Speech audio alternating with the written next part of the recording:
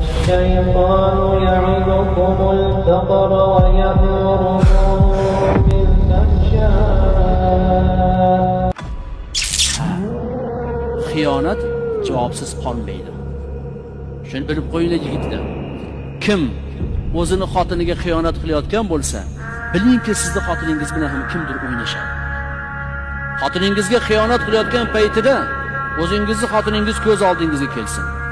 Xotiningizga xiyonat qilayotgan paytida singlingiz ko'z oldingizga kelsin. Opangiz ko'z oldingizga kelsin. Onangiz, qizingiz ko'z oldingizga kelsin. Chunki zino, xiyonat hech qachon javobsiz qolmaydi.